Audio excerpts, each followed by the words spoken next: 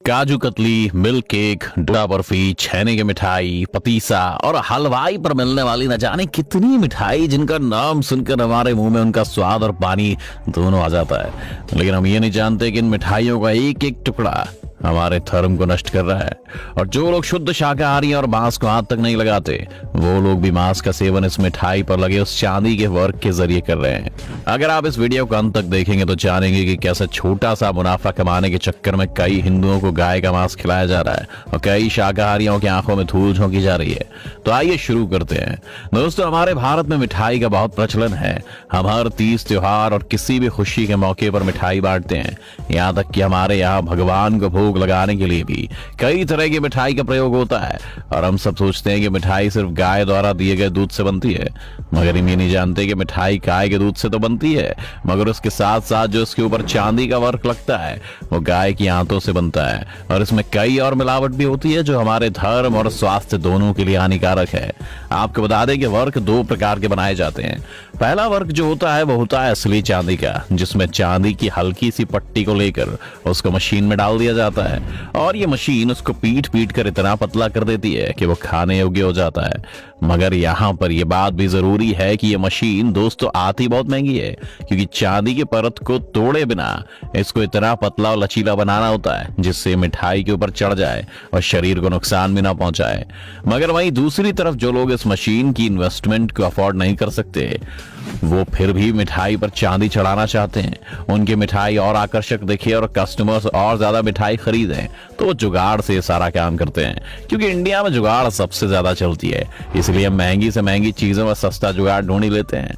और इस बार हमारी शातिरदारी की कीमत चुका रही है भोली भाली गाय। जी हाँ दोस्तों, गाय की अगर बात की जाए तो गाय की चर्बी कुछ ऐसी होती है जिसको कितना भी पीट लिया जाए, कितना भी उस पर दबाव डाल दिया जाए, वो फटती नहीं है, ना ही बेकार होती है। और ये चर्बी बहुत ही लचीली होती है, जिसकी वजह से इसको हथौड़े से भी पीटे जाने पर कोई असर नहीं होता। अब आप थोड़ा थोड़ा समझ गए होंगे कि सिल्वर वर्क के लिए गाय की चर्बी से क्या काम होने वाला है। यहाँ पर जो लोग मिठाई के लिए वर्क बनाते हैं वो सिल्वर की पतली सी पट्टी को लेकर इसको गाय की चर्बी के बीच में रख देते हैं और इसको हथौड़े से पीटा जाता है। इसको इतनी देर तक पीटा जाता है कि एकदम पतली हो जाती है और मिठाई पर लगने के लायक हो जाती है। अब पहला जो काम होता है वो मशीन से होता है, तो उसमें कोई मिलावट नहीं होती। मगर जो हाथ से बनाया जाता है इसमें मिलावट की भी आशंकाएं होती हैं। दोस्तों, अगर आप सोच रहे हो कि हाथ से बनाने वाले वर्क में असली चांदी डालकर उसको पीटते हैं तो भूल जाइए, क्योंकि मुनाफाखोरों ने यहाँ भी एक जुगाड़ ढूंढकर पैसा कमाने का तरीका खोज रखा है। अब सिल्वर की असली पट्टी आती है और महंगी, और भारतीय लोग होते हैं भोले, उन्हें बस चांदी जैसी दिखने वाली चीज सौंप दी जाती है, भले ही वो चांदी हो या फिर कोई और धातु। तो यहाँ पर काम आती है एल्यूमिनियम, जो कि रंग में चांदी जैसी होती है। और अब हल्की सी चांदी के साथ एल्यूमिनियम को गाय की चर्बी के बीच में रखकर पीटा जाता है और इस तरह तैयार हो जाती है नकली चांदी की वर्क। अगर आपको बताएं कि सिर्फ इस वर्क के लिए हर साल 1,16,000 गायों को काटा जाता है तो शायद आप यकीन ना करें, मगर ये सच है। भारत के कई हिस्सों में काम जोरों शोरों से चल रहा है, क्योंकि कई कंपनीज को इससे बहुत मुनाफा होता है। और ये छोटे मिठाई दुकानदार भी कम नहीं होते, बल्कि ये लोग तो और नकली चांदी को बढ़ावा देते हैं ताकि इनकी जेब हमेशा गर्म रह सके। अब आप सोच रहे होंगे कि इसमें गाय की चर्बी की मिलावट नहीं होती, बस उसके अंदर पीटा जाता है। तो आपको बता दें कि जब इसके अंदर रख के चांदी या एल्यूमिनियम को पीटा जाता है तो चर्बी के टिश्यूज इसके अंदर पहुंच जाते हैं, जो कि इतने छोटे होते हैं कि आप नंगी आंखों से भी पता नहीं लगा सकते कि वो इसमें है भी या नहीं। और ये सिर्फ मामूली बात नहीं है कि इस नकली वर्क की वजह से खतरनाक बीमारियां भी हो रही हैं। और कई कई जगह तो इसमें निकिल, लेड जैसे दूसरे धातु भी पाए गए हैं, जो हमारे शरीर को अंदर से खोखला कर देते हैं और साथ ही साथ ये कैंसर जैसी बीमारियों का भी कारण बनते हैं। अब आप जरूर सोच रहे होंगे कि हमने सारी प्रॉब्लम ही आपको गिनवा दी, इनमें से एक भी जगह समाधान तो बताए नहीं। तो रुक जाइए, इसी वीडियो में हम आपको बताएंगे कि आप इस नकली वर्क से बच कैसे सकते हैं। देखिए, वैसे तो इससे बचना लगभग नामुमकिन है, ऐसे में आपको एक ही चीज बचा सकती है और वो है आपका ज्ञान, यानी कि असली और नकली वर्क की नॉलेज।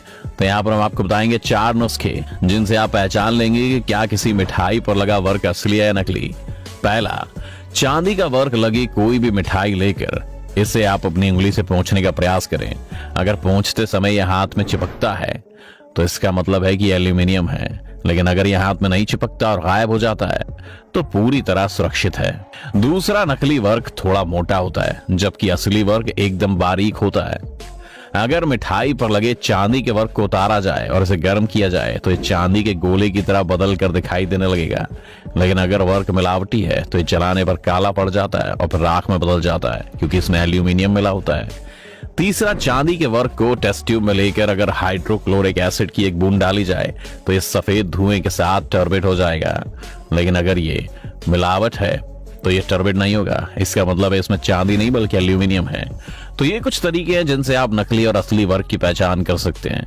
मगर इसके साथ ही दोस्तों, गाय की चर्बी और गाय की हत्या की बात छुटलाई नहीं जा सकती, जिसके लिए हमने आपको पहले ही बताया कि 1,16,000 गाय सालाना काटी जाती हैं और न जाने कितने शाकाहारी लोगों की आस्था के साथ खिलवाड़ किया जाता है। हम यहाँ पर ये सोचते हैं कि जरूरी नहीं है कि मिठाई पर यह वर्क लगाकर पेश किया जाए, क्योंकि वैसे भी वो मिठाई में कुछ तब्दीली नहीं कर रही है।